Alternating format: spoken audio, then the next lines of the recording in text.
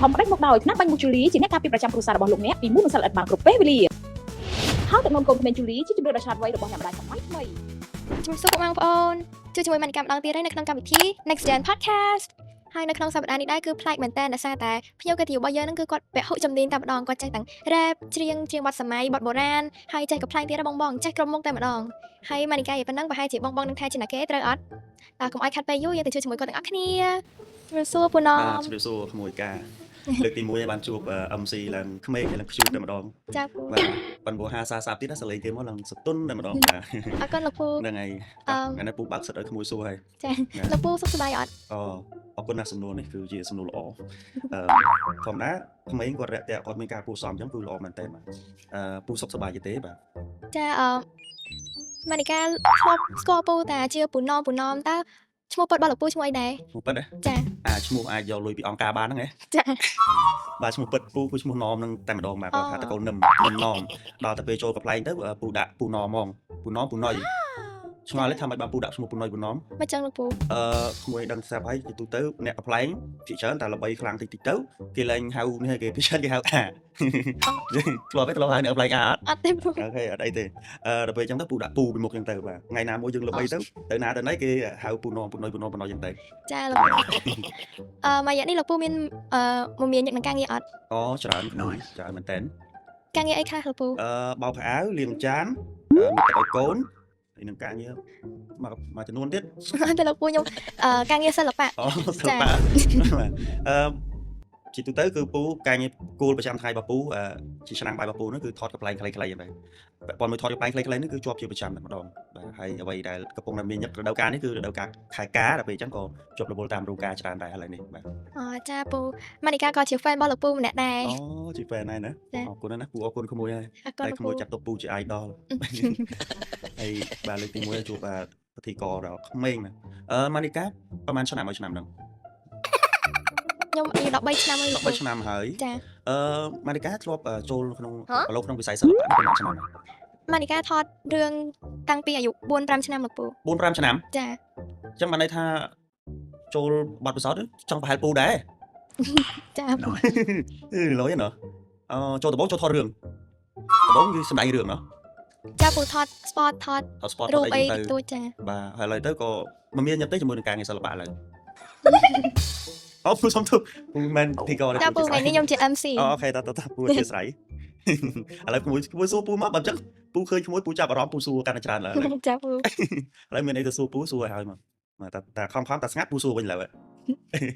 ម៉ានីកាឃើញថាលោកពូមានជំនាញច្រើនមែនតើនិយាយទៅគឺគ្រប់មុខហ្មងតើម៉ានីកាឲ្យសួរបានអត់ថាជំនាញមួយណាដែលលោកពូចាប់ដើមមុនគេចេះដបងមុនគេពូចេះស្មោះហ្មងស្មោះក្នុងខ្លួនឯងសិនបាទគិតនិយាយទៅនិយាយលេងនេះជំនាញដែលពាក់ព័ន្ធជាមួយនឹងសិល្បៈដែលពូចេះដបងគេគឺច្រៀងបាទប៉ុន្តែនៅក្នុងការច្រៀងទាំងអស់នៅក្នុងមិនថាច្រៀងទាំងសម័យទាំងបារាណទាំងអីទាំងអស់ក៏នៅស្ថិតនៅក្នុងមានភាពកំ pl ែងនៅក្នុងនឹងមួយអញ្ចឹងបានន័យថាពូគឺជំនាញវាច្រើនហ្នឹងនេះតិចវាមិនជាអ្នកខ្លាំងអីទេគាត់ថានៅក្នុងហ្នឹងគឺពូតែងតែមានអ្វីដែលជាការកំសាន្តបែបកំ pl ែងនៅក្នុងហ្នឹងចាពូ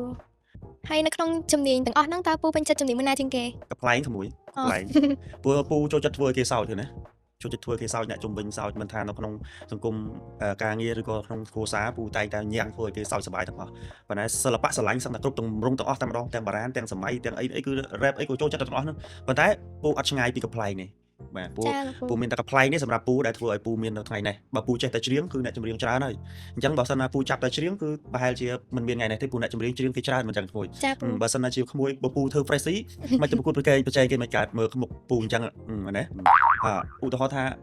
ពូខាងបុរាណចេះបុរាណតិចតួចចឹងដល់ទៅចបៃអាយ៉ៃចឹងចាបើពូអត់មានកំ pl ែងមាននៅក្នុងហ្នឹងសួរថាពូម្ដងថ្ងៃនេះអត់ទោះបីជាពូចេះច្បាស់ក៏ដោយចបៃដែរចបៃពូចេះខ្លាំង professional ប៉ុណ្ណាក៏ដោយក៏អត់អាចមានថ្ងៃនេះមកដែរដោយសារអីវាមើលទៅតាមទីផ្សារដែរបាទអញ្ចឹងអានេះក៏ពូសូមផ្ដាំទៅដល់ក្មួយបងប្អូនកូនក្មួយដែលគាត់ស្រឡាញ់សិល្បៈពេលខ្លះយើងទទួលស្គាល់ថាមនុស្សអ្នកស្រឡាញ់សិល្បៈគឺស្រឡាញ់មែនប៉ុន្តែសូមឲ្យមានគេហៅថាភាពបត់បែនភាពឆ្លាតវៃ flexible ទៅតាមនឹងដែរយើងមើលទីផ្សារដែរក្មួយមិនមែនថាស្រឡាញ់ចម្រៀងចេះទៅហើយពូអ្នកស្រឡាញ់ចម្រៀងហើយពីមុនមកគឺថាច្រៀងកន្លែងណាក៏ពូច្រៀងបានដែរតាំងពីនៅក្នុងវត្តតាមទប់ទឹកតាមអីនៅណាក៏ពូច្រៀងបានដែរបាទប៉ុន្តែពេលខ្លះវាអត់ទៅជោគជ័យហ្មងនេះដោយសារតែសំឡេងតែកាលណាយើង វាអាហ្នឹងវាគេធ្វើច្រើនវាពិបាកដែរពិបាកការគ្រប់ចែងអញ្ចឹងផ្សារភ្ជាប់ជាមួយនឹងកម្លាំងទៅយើងផ្ដំប្រសងទៅទាំងអស់គ្នាទៅ ចាលោកពូ បាទ ម៉ានីកាមានសំណួរមួយទៀតចង់សួរផ្លូវការហ្មងម៉ានីកាឃើញលោកពូថតស្និទ្ធស្នាលជាមួយនឹងបងស្រីដែរ អូហ្នឹងផ្លូវការហ្មងម៉ានីកា ចាតើ គឺតែយ៉ាងហ្នឹង ចាម៉ានីកាឆ្ងល់ខ្លួនឯងហ្មង អូខេ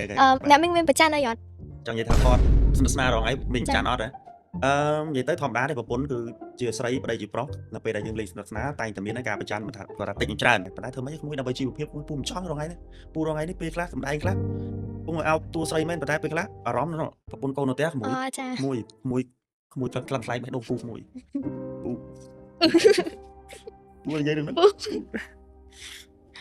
ពូកាត់អីនឹងពូ ពូអូនអត់ពេលខ្លះអារឿងចង់ទៅជាហ្នឹងប្រជាមានផុតអាអ្នកដាក់ដឹកឲ្យតែយើងធ្វើអាតួអោបចឹងតួលីតួស្អីចឹងហើយសួរថាម៉េចពូខកធ្វើដើម្បីអីបើពូមានប្រពន្ធហើយនេះធ្វើទាំងអួតអាកធ្វើទាំងអារម្មណ៍មួយនឹងប្រពន្ធកូននៅផ្ទះមួយប៉ុន្តែទោះបីការងារធ្ងន់ប៉ុណ្ណឹងក៏ដោយសួរថាចង់ដោតួគេដោះដូបតួធ្វើពូឈប់ទេពូឈប់ទេមិនជីវភាពគ្រួសារក្មួយ ចា ពូទំនួលខុសត្រូវអំរែកដល់ធ្ងន់មួយនេះពូសុខចិត្តរែកតែម្នាក់ឯងបើក្មួយមានភ័ក្រមានស្វាមីថ្ងៃមុខពូមើលក្មួយមើលនេះចរិតលក្ខណៈដូចពូអត់ខុសទេហ្នឹងពូសរសើរតែក្មួយនៅក្មេងប៉ុន្តែក្មួយមានការយល់ដឹងជ្រៅជ្រះហើយមិនត្រឹមតែប៉ុណ្ណោះក្មួយចង់ដឹងបាទពីជីវប្រវត្តិក៏ដូចជាភាពតស៊ូនៅក្នុងសង្គមគ្រួសារនេះគឺល្អមែនតើបាទ ចាពូ ល្អណាស់ក្មួយនេះគេហៅថា Gen Z ចុះពូចេះជំនាញច្រើនមុខនិយាយទៅសឹងតែទាំងអស់ហ្មងហ្នឹងពូមានអីដែលពូអត់ចេះធ្វើ អត់ចេះក្បត់អត់ចេះក្បត់អត់ចេះសាវ៉ាបាទមើលចេះសាវ៉ាចេះក្បត់វិញពូអត់មានថ្ងៃនេះទេហេតុអីដល់មីងអត់ប្រចាំដោយសារតែមីងគាត់ដឹងថាពូគឺជាមនុស្សពូគឺមនុស្សពូមួយដឹងមួយណាមួយដឹងមួយមើលថាតាមពូមើលមួយដឹងមួយ មួយដឹងមួយ ពីរអត់ឲ្យដឹងទេពូអត់ដែរមានពីរចឹងមិនដឹងយល់ទេអត់ទេពូនិយាយស្មោះត្រង់គឺពូមានតែប្រពន្ធមួយទេថ្ងៃនេះបាទ វ៉ាវលោកពូនាំប្រជាបុរសស្មោះមែន គេមាននៅតុហ្នឹងមែនទេហើយច្រឡំគេមាននៅតុហ្នឹងគេចេញគេលក់បេះដូងមកត្រង់នេះតែពិតពូស្មោះដែរស្មោះតែប្រពន្ធពូបាទសម័យក្មួយក៏មានការយល់ឃើញត្រេមមកពូមនុស្សសែនពូក៏សែនស្មោះមកនិយាយទៅគឺមើលអាភាពស្មោះហ្នឹងវាមានពូទេក្មួយ ចាមែនពូ ពូហ្នឹងហើយពូពេលខ្លះព្យាយាមស្មោះសាវ៉ាដែរប៉ុន្តែគឺតើរួចទេដោយសារយើងមានសែនតំណពូជមកពីជីតាពីឪពុកមកគឺតមកដល់យើងគឺស្មោះរហូត ចាអរគុណលោកពូដែលបានអញ្ជើញមកចូលនៅក្នុងកម្មវិធីមួយនេះហើយជាចុងក្រោយតើលោកពូមានអីចង់ផ្ញើជូនដល់ក្មេងៗជំនាន់ក្រោយក៏ដូចជាក្មួយផងដែរ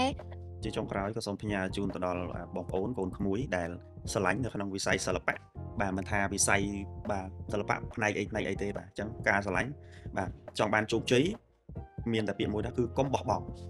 ចា ប៉ុន្តែបើពូបងមួយទៀតពូខ្ញុំការងាររបស់គាត់តើតបោះបង់បានគាត់ជោគជ័យ មិនចឹងពូ ពូគាត់អ្នកបោះអួតបោះមកបោះខ្ញុំសំណាញ់អញ្ចឹងតែថ្ងៃណាគាត់អត់បោះបង់គឺគាត់អត់បានត្រីទេបាទនិយាយលេងទេអញ្ចឹងបានន័យថាយើងក៏បោះបង់នៅក្តីសម័យរបស់យើ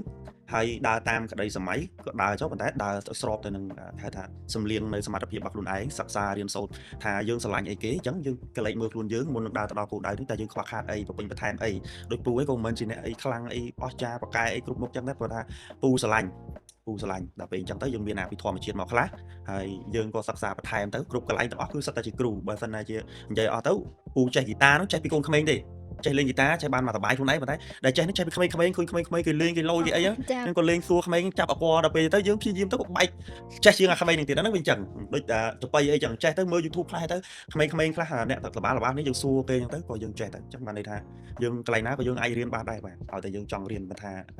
ាផ្នែកអីទេសូមលើកទឹកចិត្តថាការសិក្សាគឺមិនថាជំនាញណានឹងថារអ្នកនៅធ្វើការណាទេបាទការសិក្សាគឺត្រូវតែមានការសិក្សាស្វែងយល់គឺត្រូវតែមានជាបន្តរហូតបាទមិនថាអ្នកកំប្លែងទេមិនថាអ្នកចម្រៀងទេយើងត្រូវតែមាន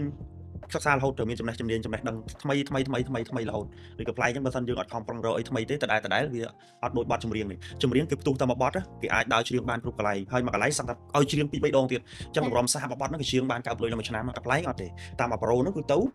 បានកន្លែងទៅកន្លែងទីចាប់ដើមសាបអញ្ចឹងគឺការសិក្សាអ្វីដែលថ្មីរៀនបន្ថែមរៀនរហូតអាហ្នឹងទៅធ្វើឲ្យយើងបានផលបន្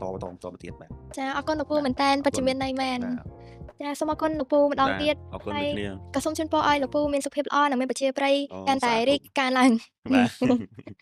ចាហើយឥឡូវកម្មវិធីយើងក៏បានមកដល់ទីបញ្ចប់ដែរបងប្អូនសូមអរគុណដល់ម្ចាស់ឧបត្ថម្ភផ្ដាច់មុខខោទឹកនោមជូលីនិងថ្នាំឲ្យមុខជូលីគឺជាចំណុចដ៏ល្អសម្រាប់អ្នកម្ដាយសម័យថ្មីហើយក៏សូមអរគុណដល់ពុកម៉ែបងប្អូនដែលបានទស្សនា podcast នេះតាំងពីដើមរហូតដល់ចប់ជួបគ្នាសប្តាហ៍ក្រោយសូមអរគុណសូមជម្រាបលា